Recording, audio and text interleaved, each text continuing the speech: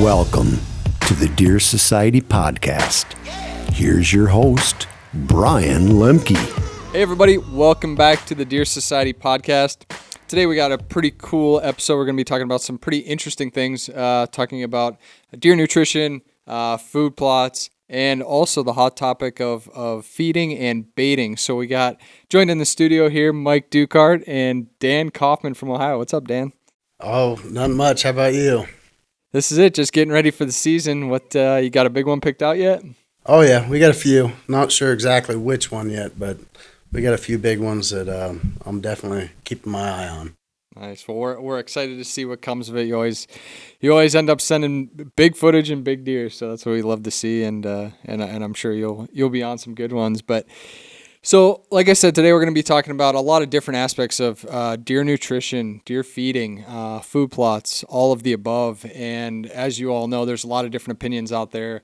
A lot of different regulations across the country and getting into Canada and just North America in general. But let's start here talking about Minnesota. So we cannot bait here in Minnesota.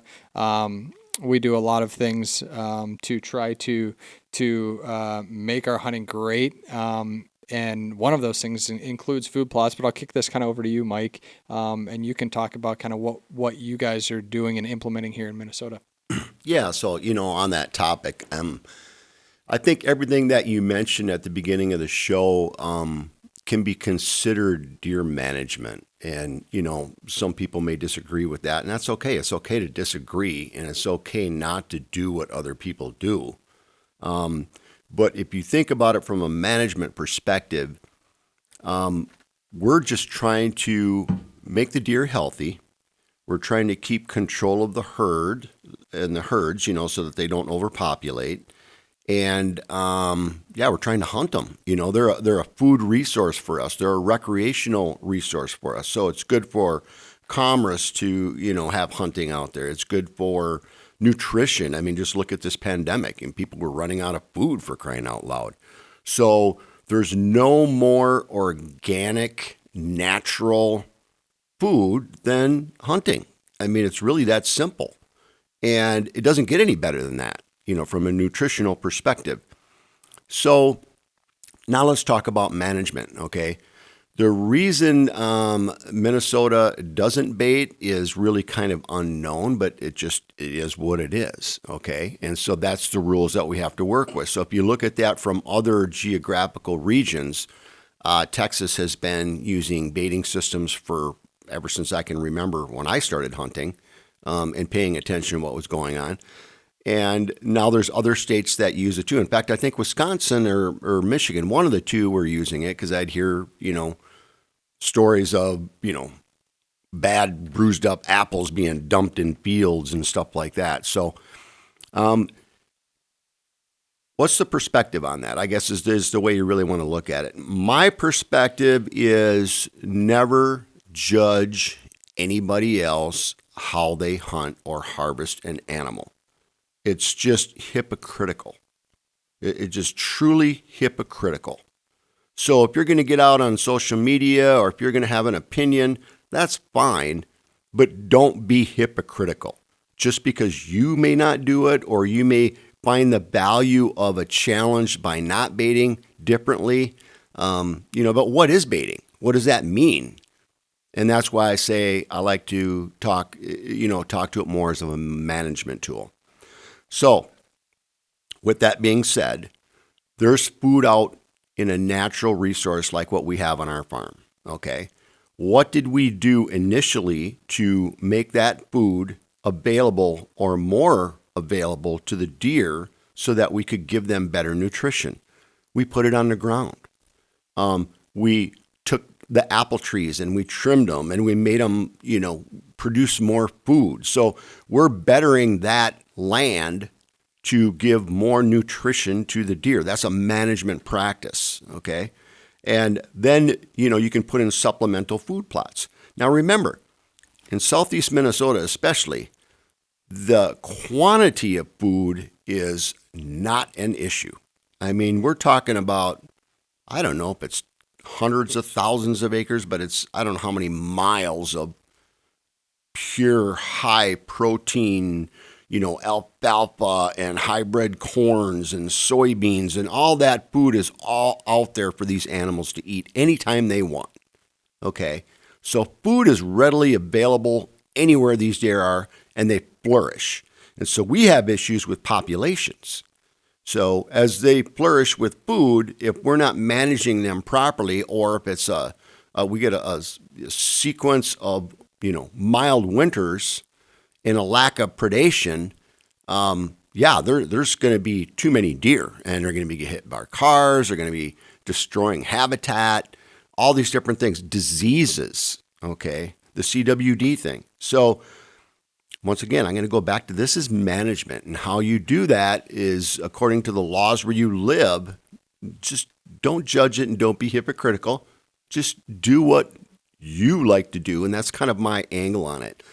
I don't know how long you want me to keep going on this topic, but so I talked about the very first, piece of how we put food out. And then, of course, we do add some food plots. Well, you say, well, you just told me you got food everywhere. Why do you need to put food plots in? Well, the strategic purpose of a food plot is not necessarily for nutrition value. It's just as much for strategic hunting value. Okay? So if you look at the behavior of the deer, our strategy isn't to put in a food plot, sit on that food plot, and shoot a big buck coming on that food plot because he needs to eat that food. That's not what we do. That's not why we do it. Okay? We'll put out a food source there that is a little bit different than something else they're able to get and something that they like. And it could be something as simple as a specific type of rye grass that you're putting in, or a turnip, or something that turns to a sweet leaf once it gets a freeze. And so we know they're going to hit those specific food sources different times of the year. So strategically, they'll go to that spot on a different time of the year. And we'll put that in there because we want that spot in that place, because we want that particular deer to be hitting it up at that particular time of the year. Okay? Now, do we sit on the food plot every time? No, not necessarily at all.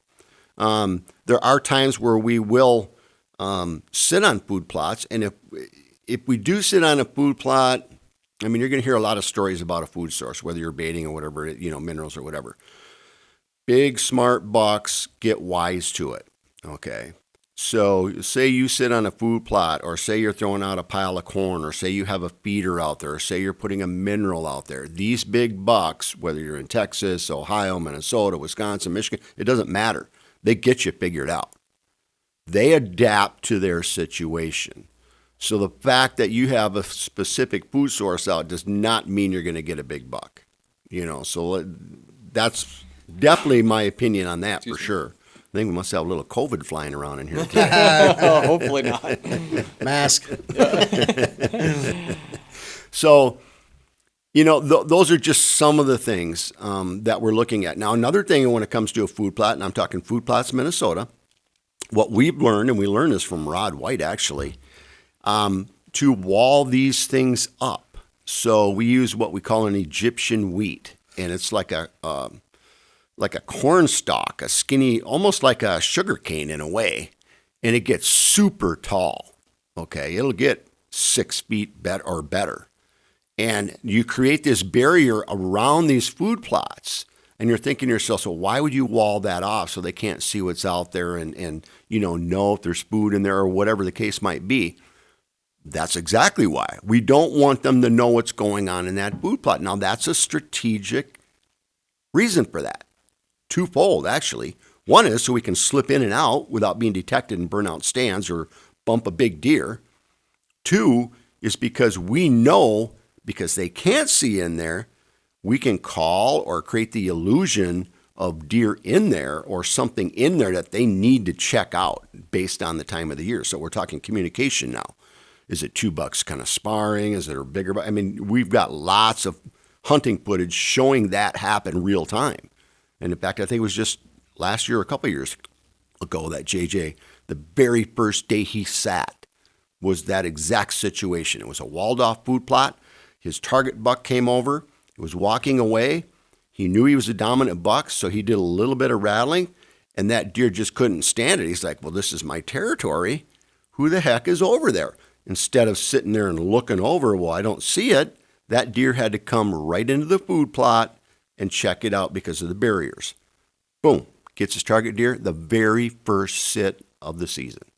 So that's some of the strategy that we're talking about. It had nothing to do with food, but the food plot did the trick because of that.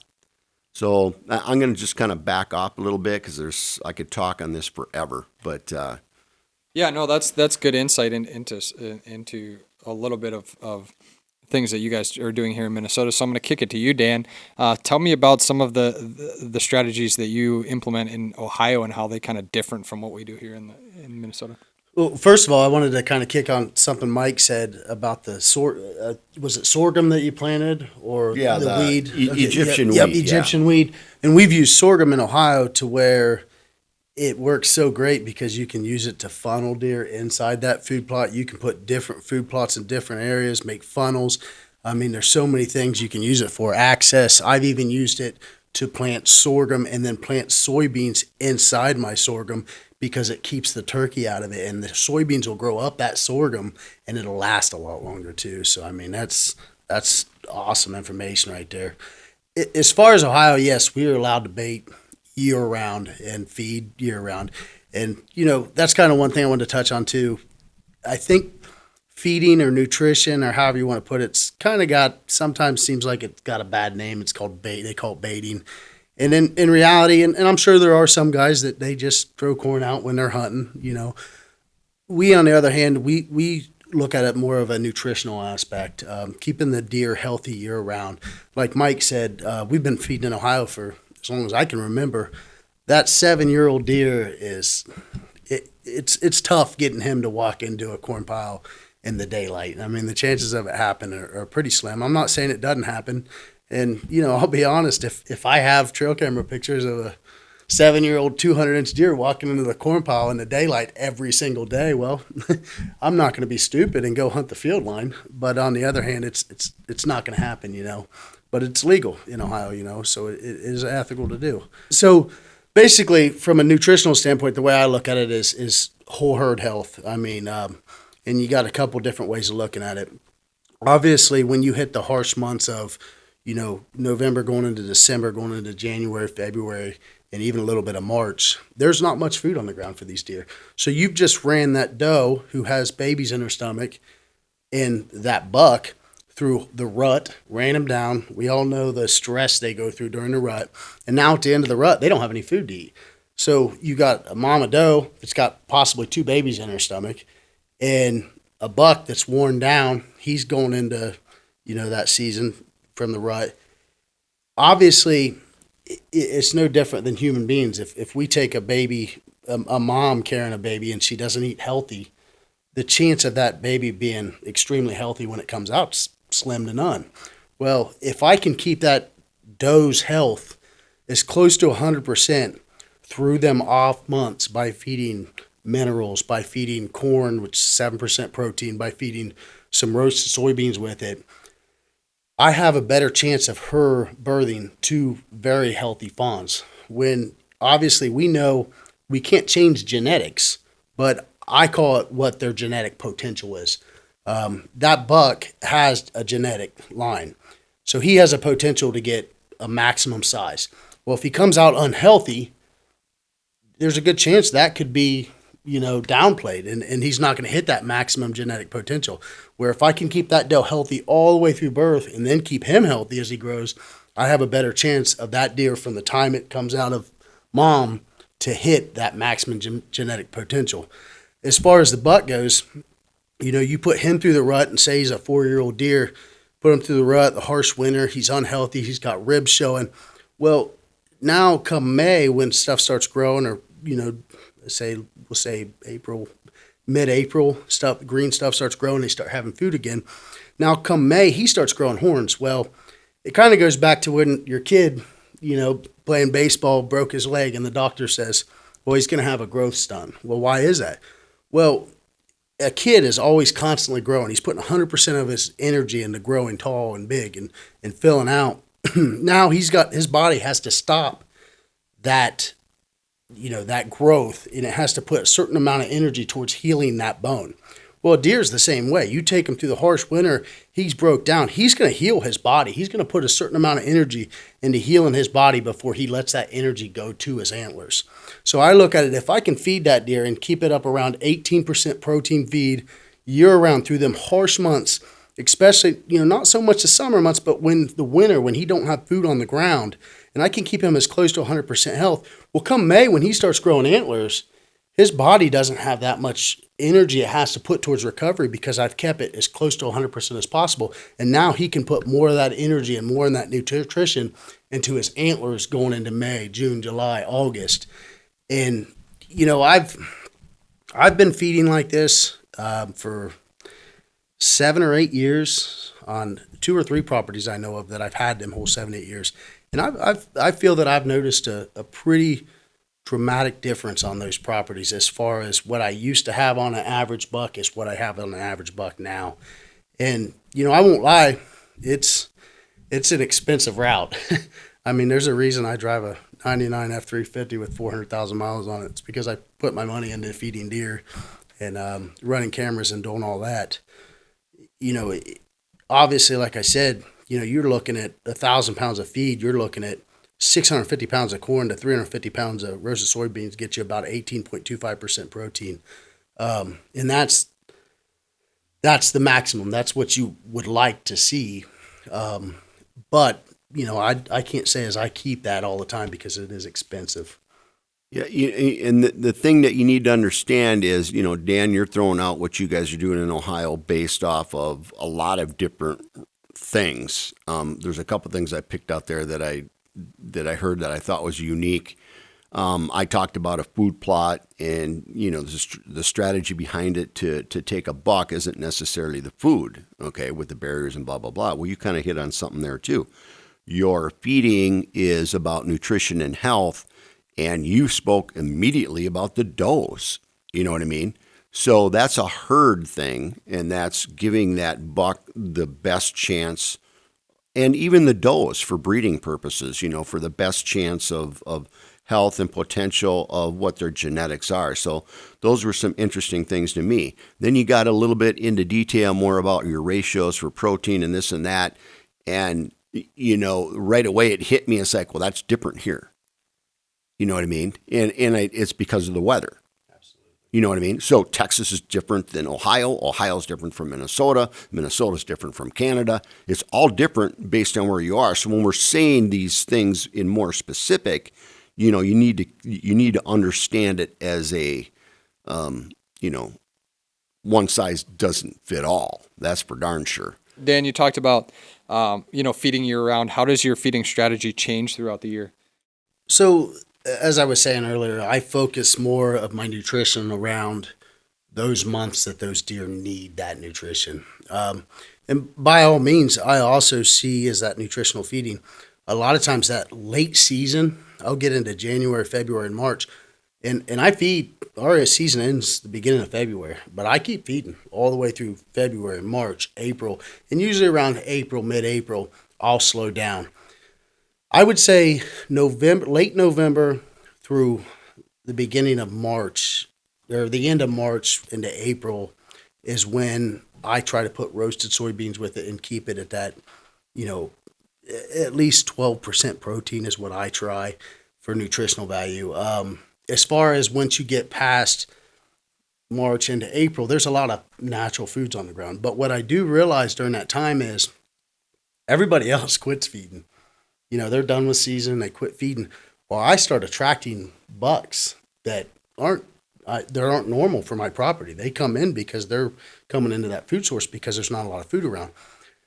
Well, I look at it from a standpoint as, wow, I just pulled this buck in onto my property to eat this feed. I don't want him to leave. So I'm going to keep that food source 365 days a year. I want a food source sitting there. That deer will always know it's there. So I have a better chance of him maybe hanging around longer. If he's a dominant buck and there's not another dominant buck in that area to run him off, he may make that home. And now I got a new buck from a different property that I've pulled in because I keep the things like mineral. In the summer months, if I don't have a running creek, I keep water in feed and everything else. So Then going into April, I slim it down to just corn. I keep corn in my feeders and on the ground, and mineral. I do not.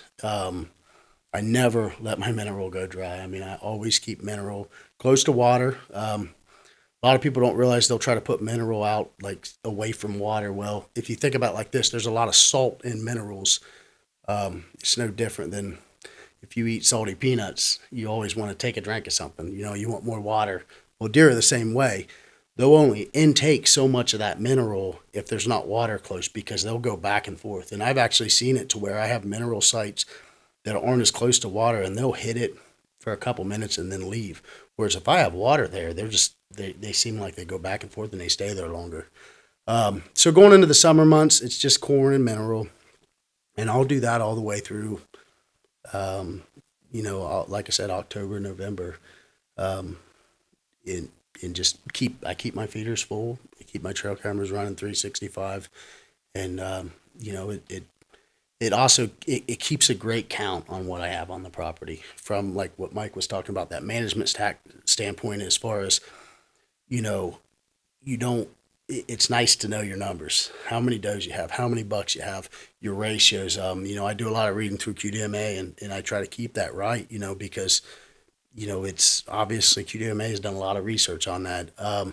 Another thing I wanted to point out too is, even though we feed corn in Ohio, my guy once told me a long time ago, he's a traditional hunter, and and there's two things I've taken from this guy. Is one, he asked me, he goes, you call yourself a conservationist? And I said, yeah, I'd like to think that. And he goes, well, if you're just taking corn and roasted soybeans and throwing it on the ground and the deer are coming in and eating it, what are you actually doing? He said, have you ever asked yourself, what are you doing to give back? And I said, well, that's a good point. And I talked to him. I'm like, well, let me ask you this. I said, what is it that you're doing? And he said, I make sure that I plant this many trees a year. I try to do this, that, and a lot of things. And he said, by all means, by giving the deer the nutrition they need, you are giving back. But on the other hand, he said, I thought I'd bring it up to you. Well, that actually triggered me. And I'm like, no, he's right. He's right. As a conservationist, if I want to call myself a conservationist, yeah, I still feed. But I'll tell you this, persimmons trees, apple trees, I still try to do food plots. Food plots are fun. I enjoy doing them. It gives that nutrition. Obviously, deer would rather be grazing, and there's a lot of deer out there that might not go to a corn pile, but they'll graze through. So I try to do food plots still. I just think from a conservationist point, I think everybody should at some point ask themselves, what am I doing to give back? And you might find yourself wanting to do more.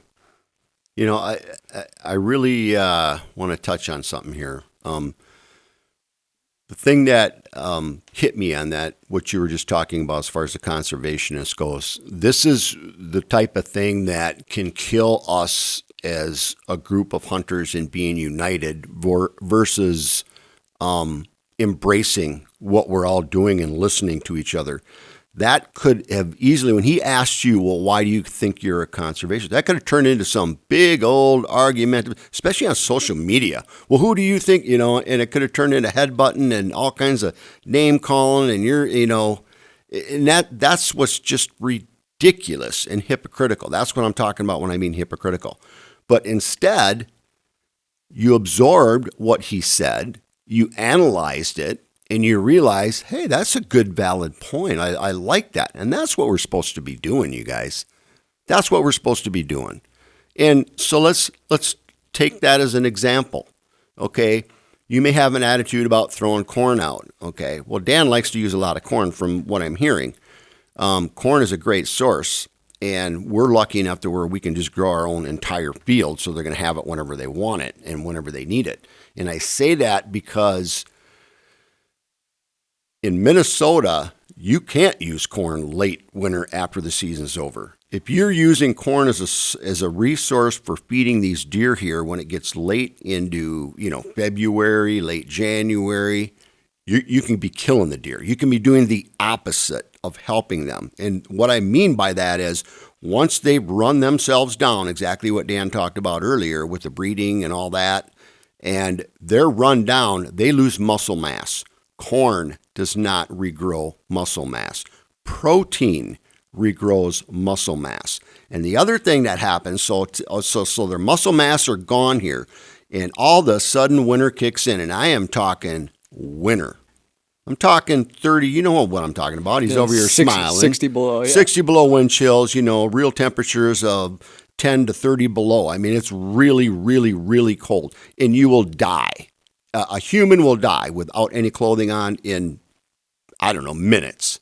You've seen it on TV. You take the cup of hot coffee or hot water out there and you whip it in the air and it turns into mist or it turns into smoke and it's gone. I mean, we're talking death cold. Well, these deer shut their metabolisms down. They've adjusted to that, okay? That's how they can survive it. Not because they got a little leather and a little hair on their body.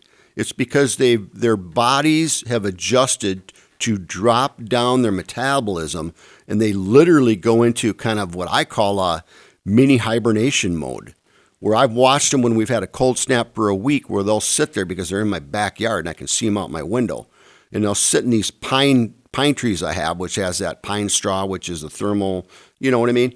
And so they'll literally sit there for the entire day. And I know I've told this story over before, but it's just, to me, it still blows my mind how they can shut themselves down like that. So if I was to go out there and just give them a bunch of corn, boom, immediately I pump up their metabolism in a time when it could kill them. You do not want to do that. That's a protein situation. That's a woody browse situation. And so now if you're looking at that situation where we are and we're overpopulated and we haven't managed the timber, which very few people do, now this woody browse gets decimated and you destroy their habitat because you haven't managed the amount of population. And so everybody, you'll get that smart aleck, I'm going to call it a smart aleck comment, but it's a pretty abrasive comment. Well, all you do is you just want to shoot a big buck or you just want to kill a big buck. And, there's the antis are grabbing onto that, okay? I'm telling you, I've killed way more does than I ever have bucks. Yeah, I want a big buck.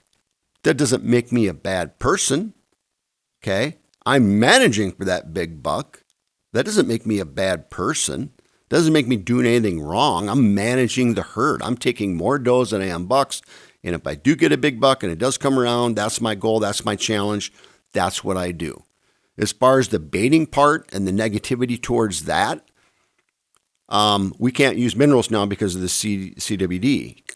And that's fine. Okay, minerals, they say it can boost a antler growth a specific amount.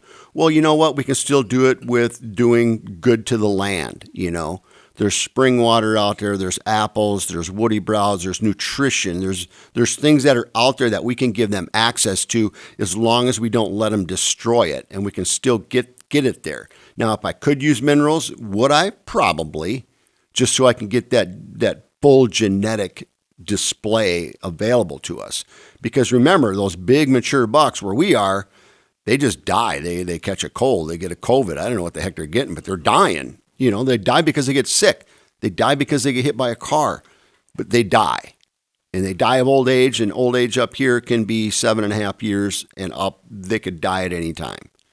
You know what I mean? So once you get them to that 7.5, the oldest buck I think we've managed up here was 9.5 or 10.5. That's the oldest we've ever heard of. And he would look like a Brahma bull. I mean, he was a beast. Didn't have a massive 200-inch rack.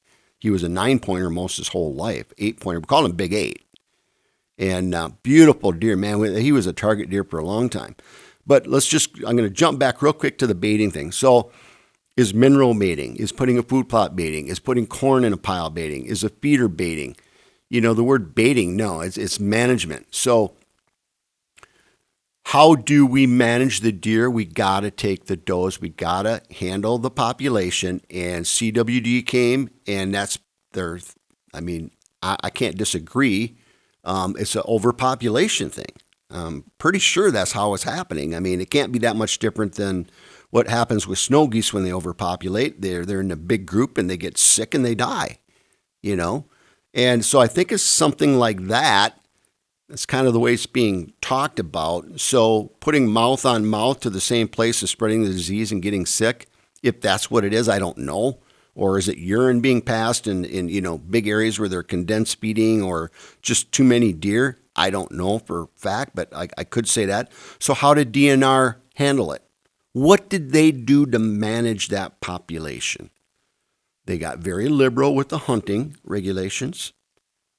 And what did they do after that? When the season was over, they put bait out and they shot them over a pile of bait. Now, is that hypocritical?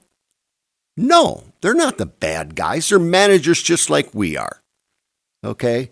So let's just take it easy on each other. Let's not be critical. Let's open our minds to what people are saying, And, now, Dan, I know we are a conservationist because of the things that we're doing on our land. So that kind of makes me feel good about it. I can wear that that conservationist badge now. I mean, and that's what we're all here for. I mean, in reality, no hunter, it's like we've had this conversation before. Every hunter that hunts, nobody wants to see any deer die of misery. Everybody, I would like to think that most hunters have a little bit of remorse after taking each animal. In reality, like I'm the type of guy, and I guarantee at least one of you guys are the same way in here. I'm the type of guy that if I'm driving down the road on the way to work and I see a turtle crossing the road, as long as there ain't no big snapping turtle, I get out of my truck and go put him in the ditch because I don't want to see the thing get ran over. I mean, I like to think it's human nature. Like, well, you don't want to see other things suffer. I'm going to have to get a bumper sticker now. I brake for squirrels. I do. Yeah, I brake for squirrels. They come running across. I'm like, oh. So now, maybe not a raccoon. Right there, yeah. And I think a lot of the overpopulation too is we're building. We're just building and building and building, and I see a lot of not to downplay anybody else or anything like that, but like you notice like farmers these days, they're taking out tree lines, they're trying to plant more crops. When you take woods away, that's their habitat. And obviously if you take a habitat over here away and leave this little bit of habitat, all these deer go over to this habitat. Well, that's going to start causing overpopulation. And Mother Nature, as soon as we think we got it figured out, we're going to be taught a different lesson because Mother Nature is way more intelligent than we will ever be. And it's there were a couple topics I was trying to think you were bringing that you talked about. I wanted to kind of recap it a little bit because we're jumping around a little bit, but really if you think about it, the topic of feeding deer is such a wide array of ways to do it. And it doesn't necessarily mean you have to go buy something and put it out there. It can be anything from what are you doing to improve the habitat, like Dan just talked about. I'm going to turn it over to you on that. Yeah, I mean, you look at it, and one thing that we haven't talked about once yet is hinge cutting. Yeah, well, true. And that's feeding deer. And hinge cutting is a great way to it's a great management tool, and in one way or another, what is the main goal of hinge cutting? Well, yeah, it's to provide cover, and it improves the land and promotes new growth on the forest floor. But it provides a great food source, especially during the winter months. Like you talked about, when those deer, they need that woody browse. It's crazy here in Minnesota, and I can tell you from the Ducard farm there, we saw and documented how those deer use those hinge cuts this year. And if somebody would just go in and look at the deer trails in there and the way the deer were using it, they'd think, man, they got to be feeding them in there. Or they have to have corn on the ground. No doubt. And it's like, well, no, that's not the case. It's a management tool, and it's hinge cutting because you were providing them that cover and you were providing them a food source, and it kept them there.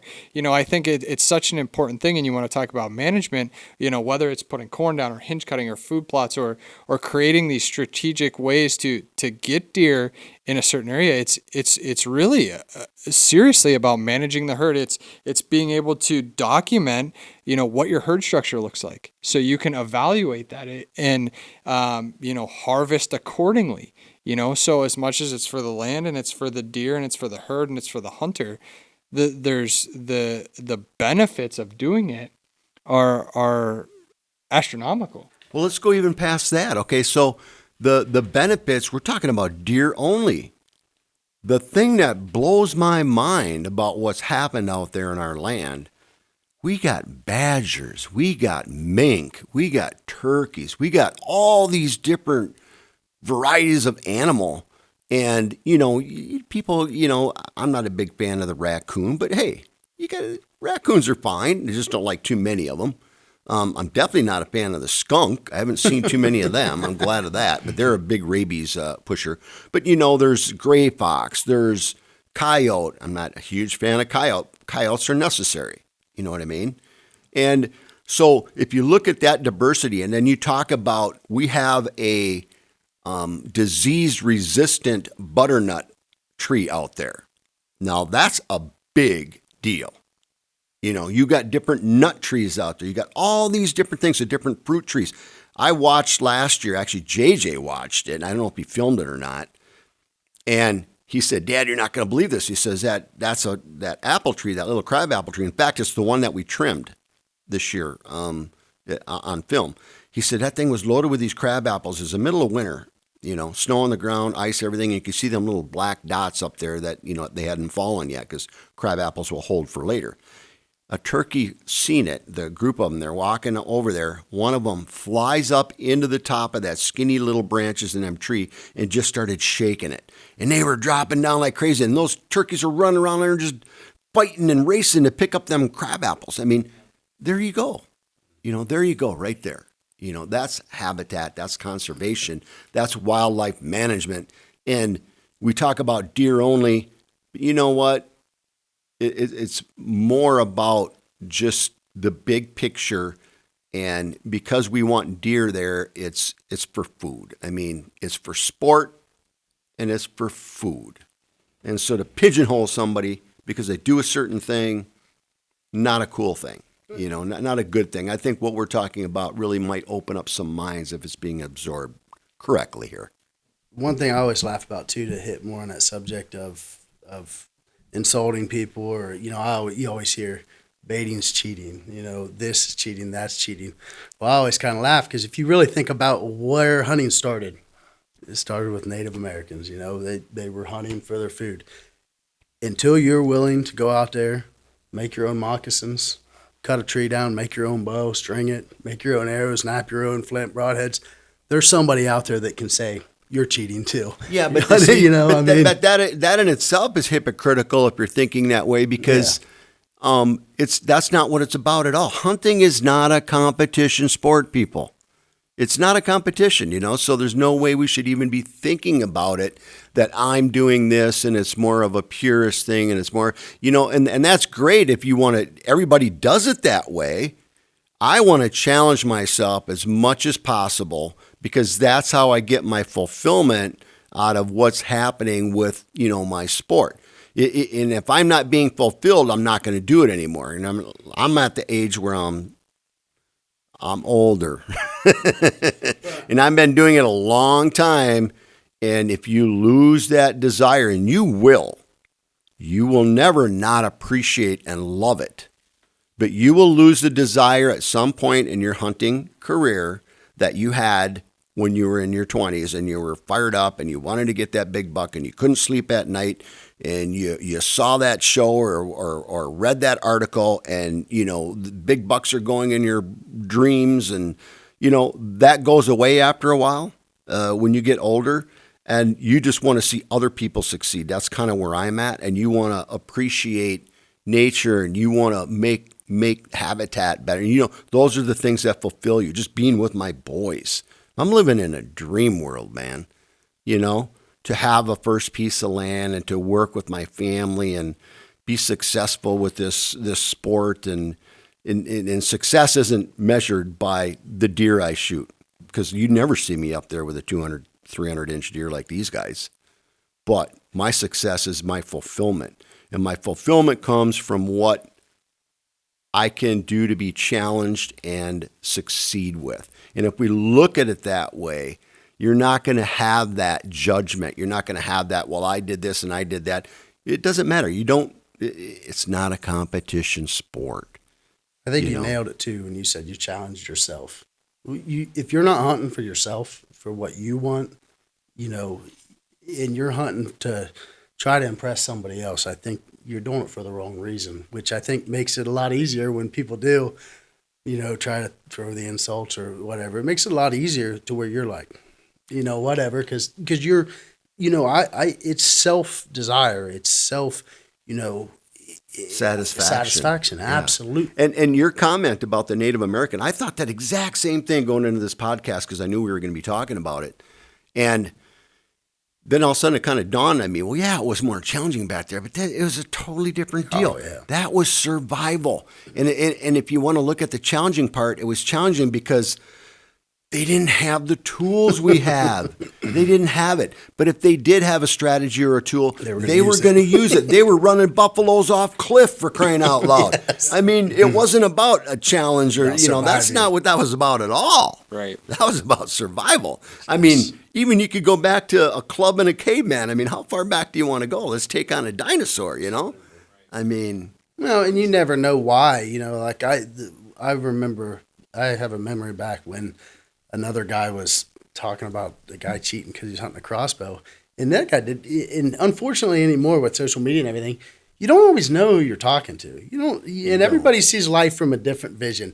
Well, the guy he was kind of giving some heckling about a crossbow, the guy was injured in war and had a bad shoulder and couldn't pull back a compound bow anymore. And I'm just sitting there, and I didn't comment. I just kind of stayed out of it. But I'm just sitting there thinking, this guy doesn't even really know who he's talking to. Well, you got to be really, especially social media. I've had lots of people comment about, that calling to a deer, and blah, blah, blah, blah, blah, and going on about they don't work and this and that. And they didn't know they were talking to me. They didn't know who I was, I guess.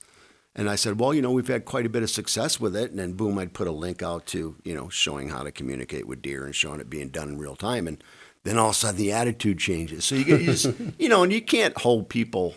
You don't want to embarrass people. You don't want to challenge people. That's not what it's about. Absolutely. And let's, I've decided that I want to shoot a deer with a crossbow. Why? I don't know. It's because it's going to be as challenging, but there's a lot of people out there that are doing it. And it's a transition from gun hunters, which I understand at mentality because that's all I did when I was a waterfowl outfitter. I didn't have time to go bow hunt. When I found the time to go bow hunt, unfortunately, I had some success. Well, waterfalls doesn't exist for me anymore now. So that's what archery did to me. But it was that challenge. But yeah, I'm going to go shoot a deer with a crossbow. And then I got to thinking to myself, well, what if my first 200 incher showed up? And I got a crossbow. And so I found myself thinking that I'm being programmed by what people are saying and talking about. But you know what? I don't care anymore. I really don't. Yeah. I really don't. The thing that would bother me a little bit would be, how am I going to, and I don't know, maybe it won't. How am I going to feel knowing that I could have challenged myself more? Because that did happen to me turkey hunting one time. I bought a brand new Browning A5, and I was going to take it turkey hunting, all blacked out. I was all excited about it. And that year I decided, you know what? I'm going to shoot one with a bow, my first turkey with a bow. And I had this bird locked down. He was a smart one. He was the talker, all this and that. I'll try and make the story short, but I followed him, and he was just too smart for me. And the only way I could get to him, because he was coming out to an open field every time with the hens, was this little corner fence post area where they had a bunch of wood fence posts there instead of the metal ones. And then there was some grass there. And I thought, I could tuck myself into that and try and, call him out to these decoys into this open field where he's going. And so I tried that, and it didn't work, and finally I was like, heck with it. I'm going to take my gun. It's the last day. Went out to that fence post, called him in, not directly like you would think traditionally, but called him in by calling to him, and finally he had bred enough hens where he came in silent behind me. And I had no idea he was there. I'm just sitting there, and not hearing a word, and all of a sudden I hear this, and out of the corner of my eye, I could see it look like a black tire. And here he was strutted, I'm talking 5 yards right behind me. And I'm just freaking out. I'm locked up, and this is a fantastic experience. Finally, I realized I could see the color of his head when he was facing me, And, because I'm really stretching my peripheral vision here because I can't move, right? And then I realized, okay, that's the back. He's facing away, and he couldn't see me because he was so close, right? So as soon as I seen that he turned around, the head went the other way, I picked up my gun, I turned, and I got it up to position, okay? And as soon as he flipped around, pop, pop, pops his head up, boom, let him have it at like 3 yards. Well, it was the most devastating harvest, from the bird's perspective that I've ever seen. There was really nothing much left there to take pictures with. Let's just put it that way, from, the color of the head and everything. And I had this overwhelming feeling after the rush went away and the satisfaction and the excitement. As I was going home and going to show the bird off, I had this overwhelming feeling of disappointment because I know I could have killed that turkey with the bow if I had just stuck it out that one more day. And that was me. It was just me, not, and myself. It was my inner self that I got that feeling. So when it comes to a crossbow, will I feel that if I shoot my biggest buck ever? I don't know, but you know what? I don't care. I'm gonna provide a little different perspective here, and it's from an experience that I had. And I love to bow hunt. I bow hunt more than anything. Do I gun hunt? Yes. Do I do way less gun hunting? Yeah, I do way more bow hunting just because I love to shoot my bow. I love being out there that time of year. Yeah, it's a little more of a challenge, and I'm not going to say that gun hunting is not a challenge because when it comes down to it, and you say like a crossbow isn't as much of a challenge. Well, it's still a pretty dang good challenge, like to get a mature buck within crossbow range that's not that much different than bow range, like there's still a super challenge there. For me, I was in the Yukon, and this was a few years ago, and we were hunting and filmed a really big bull get shot, and I was fortunate enough to have the opportunity to try to harvest a moose for myself after that. And we had hunted a couple days, and I had my bow with, and I could shoot one with a bow or a gun. And I just had my mindset that I wanted to shoot one with a bow so bad. That's what I wanted to do. I wanted to shoot one with my bow. And hunted 2 days and had some pretty close encounters, but didn't get the right opportunity. And it was down to the last day, and we actually had to fly out early because there was a storm coming in. And I decided to take a gun, and it was bothering me because I felt the same way. Like, man, am I going to feel this way because I want to shoot one with my bow so bad? Pat Reeves said to me, he said, Brian, he said, I'm going to ask you a question. And Pat shot a lot of different things, a lot of big things with a bow, with a gun, with everything. He said, if you end up getting a moose today, he said, and you shoot it with a gun versus a bow, he said, are you going to appreciate it less? Are you going to enjoy that meat less? Are you going to see that thing, walk by it in your living room, hanging on the wall and go, man, I regret that? And I can tell you that hit me, interestingly enough, and ended up fortunately shooting a big one that day with a gun. And I can tell you that I don't have one single regret about doing that, and that's just, would I still love to go and shoot one with my bow? Absolutely.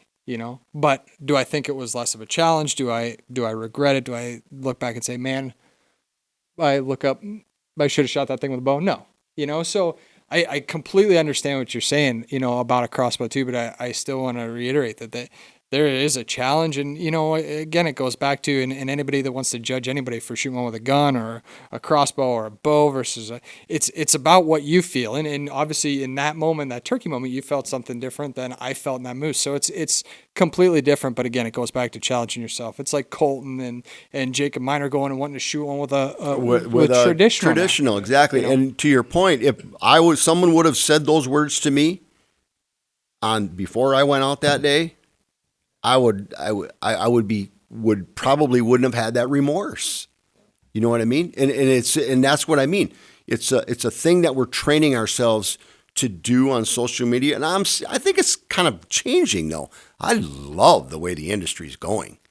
Meat eater and those types of things, and being physically fit and the challenges and actually the things that we're doing. I mean, I don't want to talk to ourselves, but we're doing things a little differently. It's not a competition.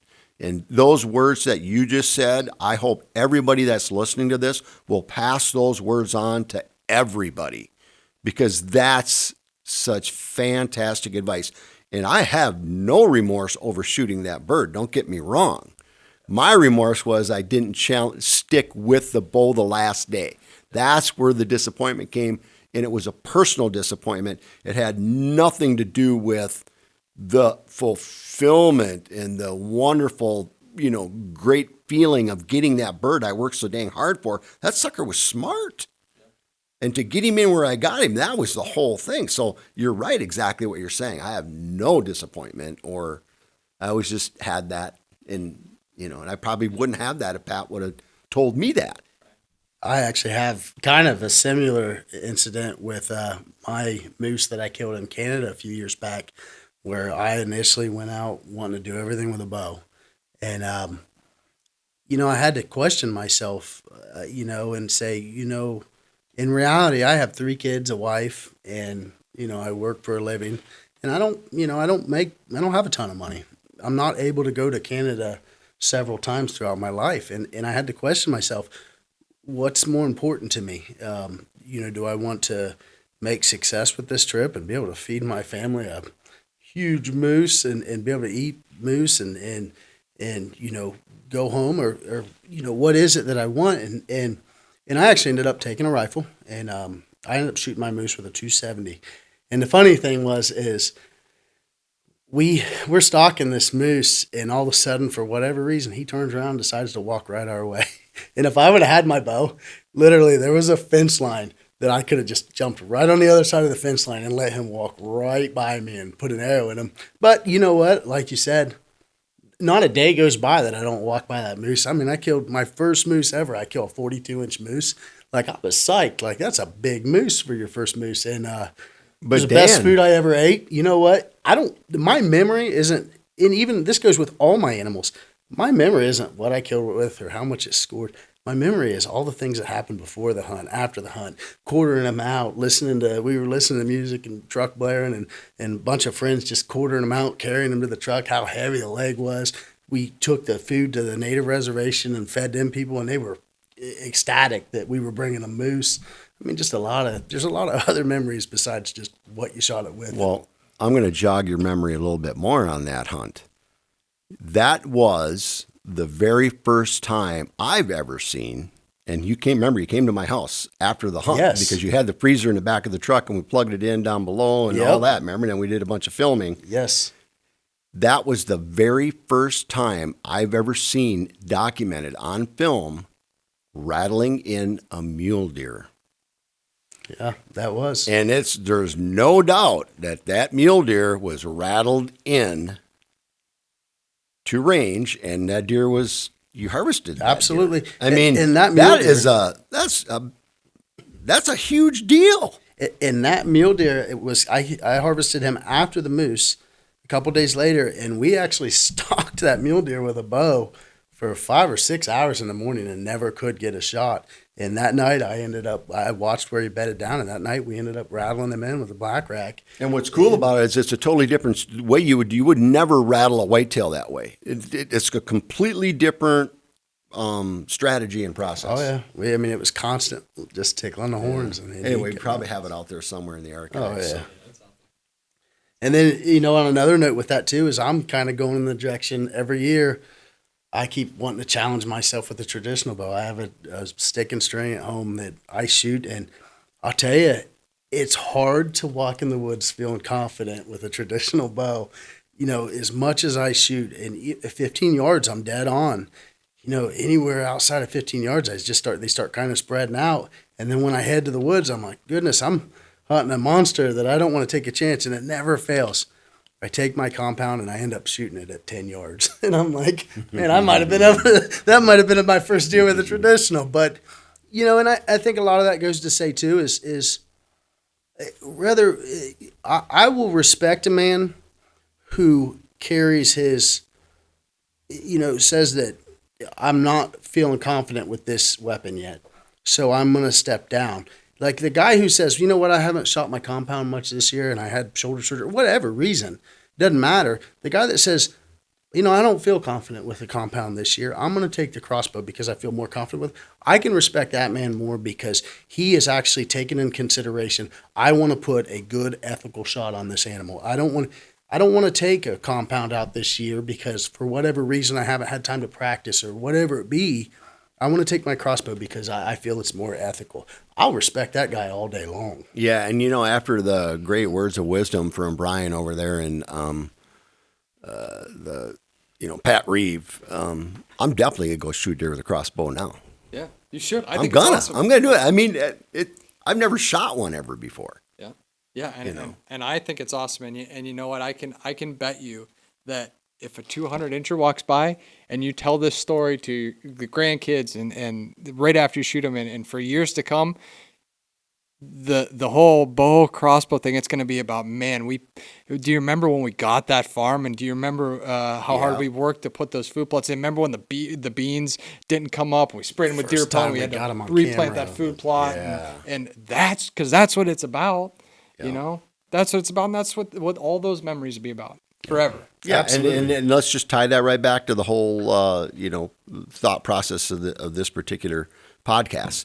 Management, whether you're putting out food, whether your laws are different, whatever you're doing, it's all good. And like I said, I love the trend of this industry and with Meat Eater, and it really is about, there is no, if you're a purist for food, there is no better, more organic, great tasting, than Midwest whitetail, in my opinion. I haven't eaten it in different, regions. I'm sure it's different in different regions, but where we're at, I mean, it's fabulous food, and obviously the younger the deer, the better.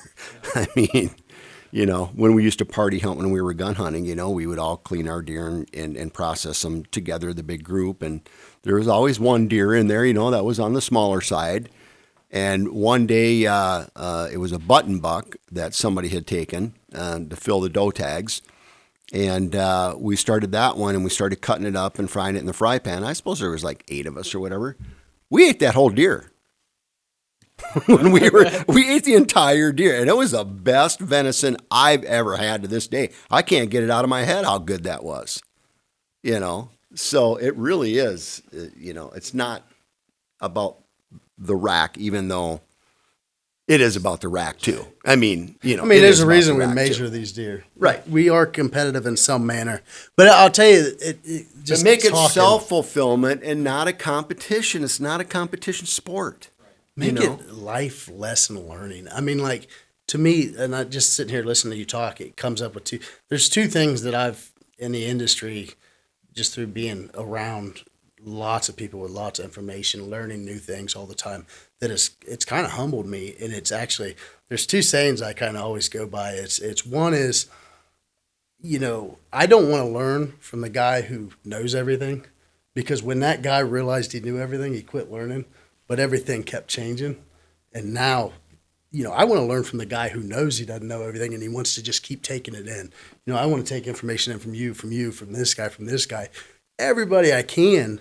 And I want to learn from the guys who are still learning. I talk way too much, but I have to comment on this because those exact words are exactly how I built this company. I came from a background of nobody hunted. I learned it all by myself, and everything I've done has come from one piece of word of advice like Pat gave you from a guy that looked at me and he says, hey, take in as much information as you can get, sort it out, throw out what isn't relevant to you, and then use the rest. And I've taken that advice and I've learned from people who have I want to say this carefully here, that don't know near what I understand because of my experiences, but will say something that teaches me. And if you don't absorb all the information, if you're being, defensive, or for your, like Dan said, you think you know everything. If you're not absorbing all the information, you're missing out on so much. And that's how this company was built. It wasn't built on what I learned from other people. It was built on what I learned from myself. and I'm taking that and I'm sharing it. And it's not the law. You can do it totally different than the way it was done in a way that our people or our pro staff and all of our contributors are showing, the way they did it. It could have been done a different way probably, but that's not what it's about. It's about sharing information, absorbing as much information as you can. And literally everything, the Deer Society illusion, my patents, everything about my entire work and life career is based off of that concept. Take in as much information as you can, sort it out, and, just get rid of what you don't need. And with that being said, even once you learn something and it is the way and it does work, it changes. Be open-minded and here's just a prime example. For years, we sat on a field line and hunted the rut. And what did the deer do? They ran back and forth across the field chasing does this way, that way, that way. You've seen bucks all day long. Go sit on a field line in Ohio during the rut now. You don't see that activity going on because we have taught them deer that that's dangerous. Now, yeah, the bucks, they'd be more than happy to chase the doe across that field. But guess what? That doe's smart. She ain't running across that field. The very first communication system I ever created was a Canada goose communication system. And I studied those birds for 4 years, learning every piece of language I could possibly learn. I created my own call, unique to anything that had ever been made on the market. It was derived from a bunch of different styles of calls that allowed me to recreate those exact sounds to a point where I could sit on a park bench in a refuge and talk to geese back and forth in the water while other geese were feeding within 2-3 feet of me eating and weren't alarmed at all. Okay, that was the very first thing I ever did to get this thing going. And I called in the world championships. Okay, I didn't win, obviously. I wasn't that good, but I could not call a goose in right now. I couldn't. If I went out there right now and did what I did 20 years ago and tried to call a goose in, I wouldn't be able to do it. And the guys would tell me just kind of keep it down a little bit with your calls, like I used to do to my guys when I had my guide service, And that's such a valid point. This is never going to end. And it's going to change. Just in the 10 to 15 years I haven't been hunting geese, and I know my way around a goose call, I honestly don't believe I could consistently call in a Canada goose right now. And I used to call in the world championships, the nationals, the states, and I invented calls, for crying out loud. And I couldn't do it. I know I couldn't. Well, and that goes to the other thing I was getting ready to say too, is the other thing I've learned from just hunting in particular is another saying I kind of have is you only learn to appreciate your success as much as you've learned to appreciate your failure. And the reason I actually thought of that and it came to mind is, I took my wife hunting for her first time ever really bow hunting. And I had this nice buck, mid 150s. He was coming in every single day. And we went out there, we hunted a couple days, and she'd practiced. She put her time in, she practiced. She'd pick the deer out on trail camera pictures and stuff like that and put a great shot on it. It's on the wall. But I remember after that hunt, I'm filming and stuff, and I look over at her, and she's like, oh, okay, yeah, cool. And I'm like, that's the excitement. Like, I'm stoked. Like, my blood's running. I'm, like, ready to, and I never really got that out of her. Well, 2 years later, after she sat in a stand where it's -6 degrees and she's been busted by deer and she's not been successful and she's gone out and helped me feed and she's gone out and helped me check trail cameras and just said over and over, the more times you sit there and see nothing, and I don't even really want to call it failure. It's not failure. As long as I try to take it to where every time I go in the woods, if I can just take a little piece of information, I'm not in a hurry to get to success. I just want to get to success because every little bit I take, it gets me closer and closer and closer. But like I said, you can't really appreciate. The more you can appreciate sitting in a stand and seeing nothing day after day after day and doing all that hard work for nothing, the more you will appreciate it when you do, you are successful. So it kind of brought me to think about that. Like, you really can appreciate success. If you were successful every time you stepped in the tree stand, it'd probably get old to you, know? Yeah, and be careful with your kids. I've seen this with kids, where, I've seen people take their kid out and, basically do the success, give them their success for them, and all they do is pull the trigger or pull the bow back, and you don't see that reaction out of them, and that, you would think you would when they got their first animal. So, and some of it's just by chance, they shoot the biggest buck they'll probably ever shoot the first time they sat in a tree stand by luck. I got stories about that, but and they'll have to go through that process to really appreciate it. So that's a good point. I'm learning that's a tough balance with a 6-year-old boy. I mean, Yeah. he killed his first buck. Excuse me. Last year, he killed his first buck with a crossbow, and there wasn't that great excitement yet, but he was excited. He had fun. He tracked it. He learned a lot. And but I've also realized that it's like there's so much of a balance. You don't want to push your management tactics on them by any means and make them think that everything has to be perfect. But on the other hand, you don't want to just hand everything to them. You want to make them work for it to understand that. So there is. I'm learning as a father. There's a balance on that. I'll tell you what. I'm going to tell you once again. Those exact words is what exactly happened with my company and why we have so much success. As a waterfall guy that used to be in competition calling, and I would watch other, and I'm not going to throw names out there, but they would push their kids so freaking hard. They were, and it's the same thing. It could be football, it could be hockey, it could be soccer, it could be anything, but they push them kids so hard because they want them to succeed so bad. If you do that in a hobby, in a sport like this, they won't have nothing to do with you or the sport when they get older. I promise you, you're going to push them away. I never once sat down and pushed or made the boys, learn competition calling or learn how to call at a high level and for the purpose to get them into goose calling and hunting. I never, ever push them. And everybody said, how come you're not getting your boys in here? How come you're not getting your boys in here? I said, hey, if they want to come in, they'll come in. And one day they did. They got into it. They didn't have enough kids in the contest at the state. I said, go ahead, get in there. Here, take a call. We were at the booth selling calls. And they're like, oh, no. And they got all scared and everything. They went out there and they called and they took first and second, And it wasn't a big, hard competition, but they experienced it and maybe, taking them plaques home, but they never continued after that. But I don't care because now look, JJ's 10 times the outdoorsman I am right now. And Chris, he's running this business. He runs it. I go golfing. I run around. I mean, so yeah, if I would have pushed him or forced him into it, we would not have this relationship, which you can't, I could care less how much money we make because our relationship in this business with my family that's 100% fulfillment, life fulfillment, period.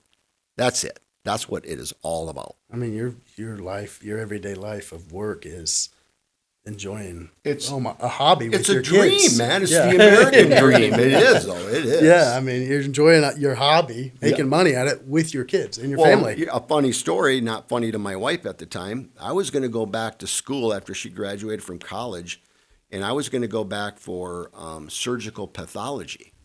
So I was going to be in the operating rooms doing pathological, tests and stuff on tumors and things like that. That's what I was going to do. And then all of a sudden it's like, God, do I want to do that? Or, you know what? I'd rather do something in this hunting industry. So I became a goose guide instead. I wonder how well that went over with her in her mind. She did support it. I think she's not second guessing it now, but oh boy, 2 young kids. Imagine that. So ladies, be understanding and patient. You never know what life's going to bring you. That's right. Always be supportive. Oh, absolutely. Well, we're running out of time. I'm gonna wrap up here. Of all the things that we talked about, today, from management to feeding to all these things, just remember, always keep an open mind. Compete only against yourself. Challenge yourself. Don't compete against everybody else. we're at a point in our society and in our industry where hunting is more important now. And I know it seems like this gets said every year, but with COVID and everything that's going on right now in our country, it's more important than ever. And for all of us hunters to band together, help educate each other, help educate other people instead of putting them down or criticizing or competing with each other. It's more important than ever. That's what this Deer Hunting Man brand, platform, song, video, the whole Deer Hunting Man theme is about. Coming soon. Check that out. But enjoy it, appreciate it. Never put yourself down, never put others down, and always keep an open mind. So Dan, Mike, thanks guys. Everybody, thanks for listening. Make sure that if you're listening or watching on YouTube, subscribe or check out the free Deer Society app. More good stuff coming. Season's right around the corner, and hopefully we're bringing you some big bucks soon.